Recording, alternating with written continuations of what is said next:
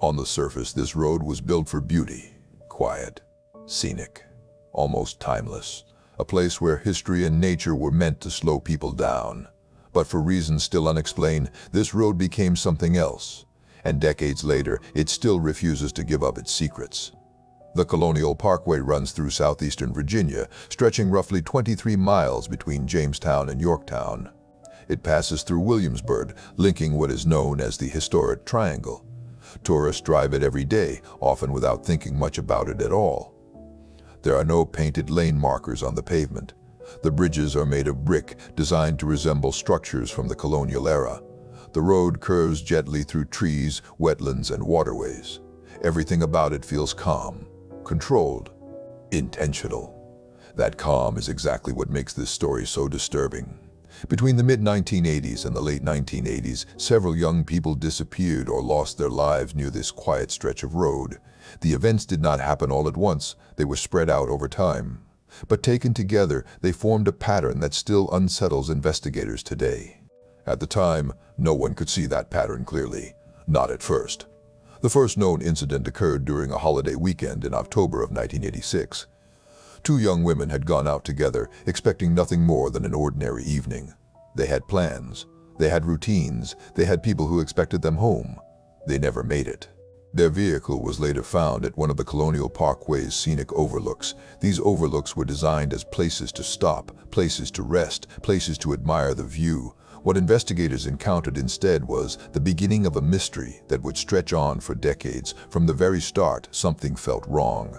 There was no obvious sign of theft, no clear explanation, no simple motive that made sense. Investigators struggled to understand what they were looking at, and more importantly, they struggled to understand why it had happened there. At the time, the case was treated as a single tragedy, a terrible but isolated event. No one yet suspected that it might be part of something larger, but that sense of isolation would not last. Nearly a year later, another pair of young people vanished under equally confusing circumstances. Different location, different details, but the same unsettling questions. Why pairs? Why these locations? And why near the same stretch of roadway? By then, fear had started to settle quietly into the surrounding communities. Not panic, not headlines screaming danger, just a growing unease. A feeling that something was wrong, even if no one could yet say exactly what. Parents worried a little more when their children went out at night. Young couples became more cautious, and law enforcement began to look backward, re-examining earlier assumptions. From a psychological perspective, this is often how long-running cases begin, not with certainty, but with discomfort, with patterns that only become visible after time has passed, and time was passing. Over the next few years, more young people disappeared or were later found under circumstances that defied easy explanation. Some were never recovered at all, others were found far from where they were last seen. Vehicles appeared in places that did not make sense. Each incident raised new questions. Each investigation opened new uncertainties. Were these events connected, or was the human mind simply trying to impose order on chaos? That question remains at the heart of this case. What makes the Colonial Parkway incidents especially difficult to untangle is not just what happened, it is what did not happen. There were no clear witnesses who could provide definitive answers. No straightforward trail that led investigators directly to the person responsible. Instead, there were fragments, partial timelines, scenes that seemed deliberately confusing. Experts have noted that when cases resist resolution for this long, it is often because something fundamental went wrong early on. Evidence mishandled, assumptions made too quickly, or critical details overlooked in the rush to find answers. This case would eventually draw in local authorities, state investigators, and federal agencies. It would be re-examined multiple times, reviewed by different teams, studied by professionals with decades of experience, and still, it remains unresolved. Today, the Colonial Parkway looks much the same as it did decades ago. Cars still roll slowly along its curves, visitors still stop at overlooks to take photos. Many have no idea what once unfolded nearby, but for the families of those who never came home, this road is not just scenic, it is personal. It represents unanswered questions and a silence that has lasted far too long. Because this was only the beginning. And what investigators would soon uncover suggested that whatever was happening along this road was far more complex than anyone first imagined. But to understand how deep this mystery truly goes, We need to look closely at the moments when everything changed. At first, each case felt separate. Different people, different nights, different circumstances. But investigators would soon realize that these events shared something far more unsettling. They all began the same way. An ordinary evening, a routine plan, two people expecting to return home, and then silence. After the first incident in the fall of 1986, investigators believed they were dealing with an isolated tragedy. There was no public warning, no widespread alert, nothing to suggest an ongoing threat. That assumption would not hold. Nearly a year later, another pair of young people failed to return home after a night out. Friends initially assumed plans had changed. Parents expected a call that never came. As hours passed, concern slowly turned into fear. When a vehicle connected to the pair was located, it raised immediate questions. It was not abandoned randomly. It was parked deliberately, and small details suggested someone wanted it noticed. The radio was still on. The windshield wipers were activated. Nothing appeared stolen. From an investigative standpoint, those details matter. Criminal psychologists often note that when a scene feels staged, it usually is. Objects left active or visible can indicate either panic or intention. In this case, there was no obvious panic, which raised a troubling possibility. As authorities expanded their search, they found the two young people in a remote area. The location itself was significant, secluded, difficult to stumble upon by accident, the kind of place someone familiar with the region would know. This was no longer just a disappearance. It was something more deliberate. Still, no clear suspect emerged. Months passed, then nearly a year. By the spring of 1988, another couple vanished after what was supposed to be a simple evening together. It was their first date. Nothing about it stood out. No arguments reported. No warning signs noticed by friends or family. They were last seen in a familiar neighborhood near a university campus. The next day, one of their cars was discovered at an overlook along the same scenic roadway investigators had already begun to worry about. This time, there were no bodies, no physical evidence that provided closure, just absence. From a psychological perspective, unresolved disappearances can be even more disturbing than confirmed deaths. They leave space for hope, and hope makes acceptance nearly impossible. Investigators searched waterways, they searched wooded areas, they followed up on tips that led nowhere. Nothing. The lack of resolution added pressure. Public concern increased. Quietly at first, then more openly. Parents began asking questions. Local media took greater interest. Law enforcement agencies compared notes, looking for overlaps they might have missed. And then, just months later, it happened again. Another young couple vanished while traveling together. Their car was later found in a location that made no sense given where they were supposed to be going. It appeared to have been driven away from its destination, not toward it. That detail changed everything. When the two individuals were eventually located weeks later, it confirmed what many investigators had feared. These events were not random. Someone was intervening, redirecting, controlling outcomes. By this point, the similarities could no longer be ignored. Pairs of young people, vehicles found without clear explanation. Locations tied to the same region. No robbery, no clear motive. Each new case forced investigators to revisit earlier ones. Timelines were re-examined. Evidence was reviewed. Assumptions were challenged. Was this the work of one person or several? Was there a single motive or many? Experts caution that human beings naturally search for patterns even when none exist. But they also warn that ignoring real patterns can be just as dangerous. In this case, the balance was difficult to find. Some details lined up too closely to dismiss. Others conflicted in ways that made a single explanation feel incomplete. Different methods, different outcomes, different levels of planning. And yet, the geographic clustering was undeniable. As pressure mounted, investigators began to involve additional agencies. The scope of the case expanded. Behavioral analysis was introduced. Profiling theories were considered. Still, no arrests were made. What made this chapter especially haunting was not just what investigators knew, it was what they could not explain. Why did the incidents stop as suddenly as they began? Why were some individuals never found at all? And why did every promising lead seem to collapse under scrutiny? By the end of the 1980s, the region was left with a disturbing reality. Something had happened, something intentional, and whoever was responsible had vanished just as completely as some of their victims.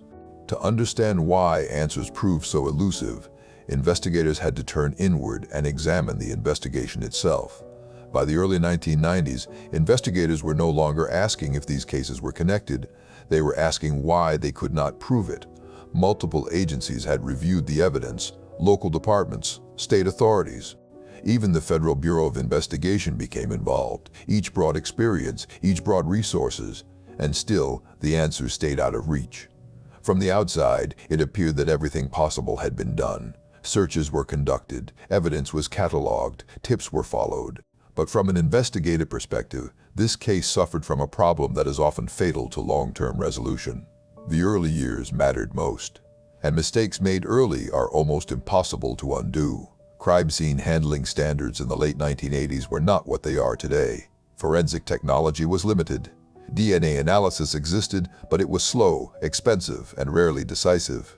Information sharing between agencies was also far less coordinated than modern standards require. As a result, critical opportunities may have been lost. Investigators faced another challenge that complicated matters further. The cases shared similarities, but they also had differences that were difficult to reconcile. Some scenes suggested careful planning, others appeared rushed. Some individuals were found, others were never located at all. From a psychological perspective, this raised a troubling possibility. What if there was no single explanation? Behavioral analysts have long warned against forcing cases into a single narrative. When investigators assume one person is responsible, they may overlook evidence that points elsewhere. In this case, some experts believe the differences were too significant to ignore. Years later, a retired homicide detective was brought in by families seeking fresh insight. After reviewing the available evidence, he reached a controversial conclusion. He believed the incidents were not the work of one person, but several. Separate acts, separate motives, connected only by geography and timing. This theory was deeply unsettling. It suggested that investigators had been chasing a unified answer that did not exist. And if that was true, it meant the real perpetrators may have slipped away while attention was focused elsewhere. Other experts disagreed. They pointed to repeated elements that felt intentional. Pairs targeted, vehicles moved, scenes that appeared deliberately confusing. These details, they argued, indicated control rather than coincidence. The debate exposed a deeper problem. There was no consensus. Without consensus, cases stall. Leads lose momentum, resources are redirected. Over time, witnesses move away, memories fade, physical evidence degrades, and time, in cases like this, is never neutral. Another complication emerged years later when it was revealed that certain crime scene materials had been improperly shared outside official channels. Photographs meant only for investigators had circulated without authorization. For the families, this discovery was devastating. It raised painful questions. Who had access? Why were safeguards ignored? And did this breach compromise the integrity of the case? From an ethical standpoint, trust is essential in investigations. Once it erodes, cooperation suffers. Families hesitate, tips dry up, and the distance between truth and closure grows wider. Despite renewed reviews and periodic public attention, no charges were ever filed. No suspect was definitively named. The case remained open in theory, but dormant in practice. Experts note that unsolved cases often fail, not because there is no answer, but because the path to that answer became too fractured to follow. Too many assumptions, too many missed connections, too many years lost. And yet, one question continued to haunt everyone involved. If these events were truly unrelated, why did they stop? There was no dramatic arrest, no public resolution, no clear turning point. The incidents simply ended, which leaves investigators and families with a final, unsettling possibility that whoever was responsible, whether one person or several, was never identified, never confronted, never held accountable, and that reality leads directly to the most important part of this story. Not what happened, but what it changed. Because the true impact of this case is not measured in answers, but in consequences that are still felt today.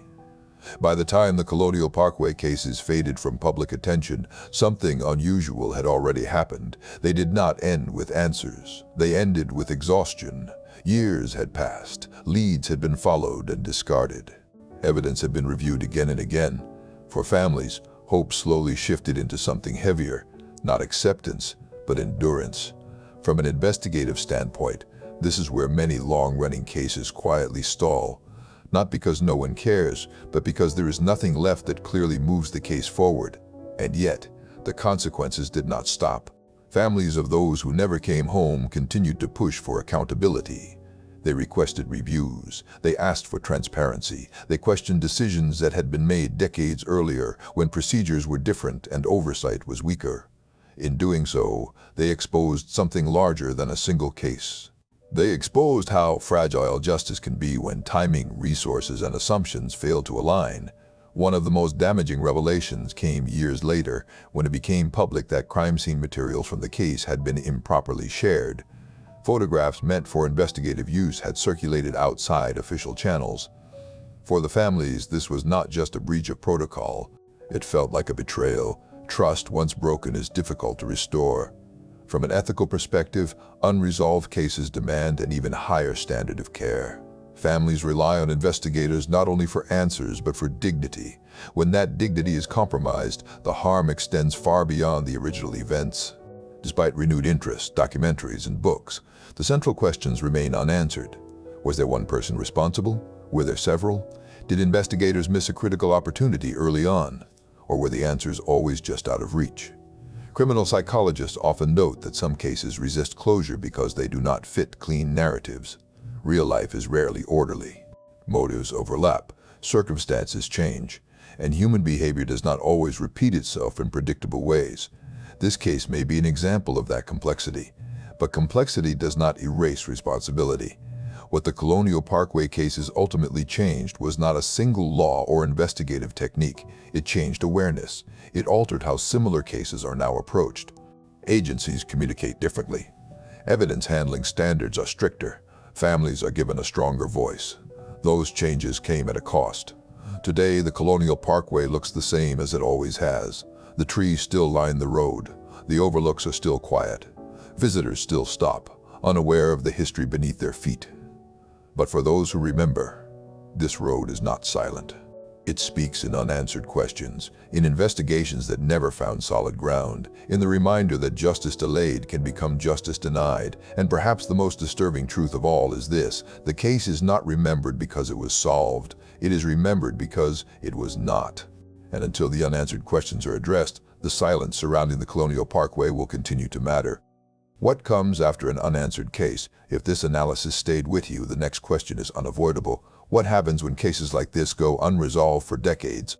In our next deep dive, we examine another investigation where early assumptions and fragmented evidence changed everything. A case that forced law enforcement to rethink how patterns are identified and how quickly certainty can become a liability. That story explores similar themes: missed connections, conflicting theories, and families who refuse to let silence become the final word. If you want to continue examining how investigations fail, adapt, and sometimes quietly transform the system itself, that is where we go next. Because unanswered cases are not just about the past. They shape how justice is pursued in the future.